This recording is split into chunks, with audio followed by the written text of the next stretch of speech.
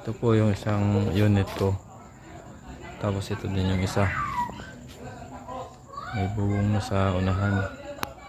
Pinaupahan ko muna yung isa.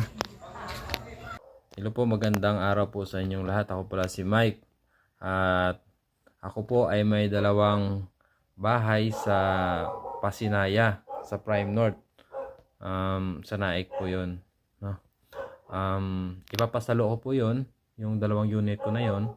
Dahil ako po ay nakastay na dito sa Tagaytay. So, yun po.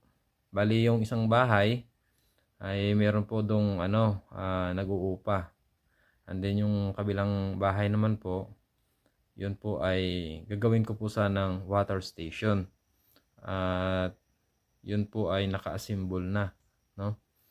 At dahil po wala po akong mailagay doon na taong mapagkatiwalaan, so napag-isip-isip ko na yung water station ko na yun, yung mga equipment doon ay ililipat ko po dito sa Tagaytay, no?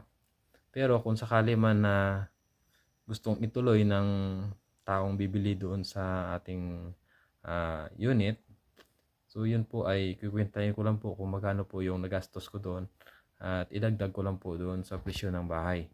Yung bahay ay ipapasalo ko po sa halagang ilagay ko na lang po sa comment section, okay? Kasi baka magalit po yung YouTube okay? So, yan po. Ilagay ko lang po sa comment section. At ito naman po yung bahay. Tingnan nyo na lang po, baka magustuhan nyo.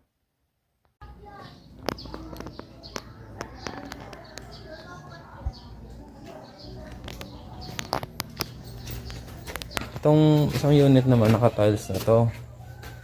Ito sana ay gagawin kong water station, kaso hindi ko tinuloy kasi wala akong wala akong taong pagkatiwalaan dito So ito ipapasalo ko na lang. Malinis na to.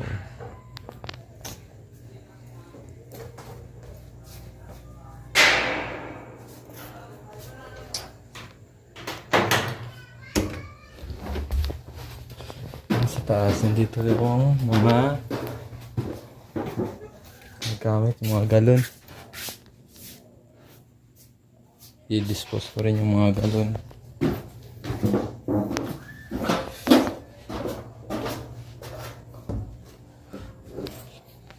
Kasi meron din akong bahay dun sa Tagaytay Kanina ko lang ito binisita. At yun na po yung ating unit na ipapasalo. Kung sakali man guys na gusto nyo po akong kontakin, mas maganda pala guys na isubscribe nyo po yung aking channel na ito, no? Pindutin nyo po yung subscribe button at saka yung notification bell. At baka sakali na meron po akong ipapasalo sa susunod na mga unit, okay?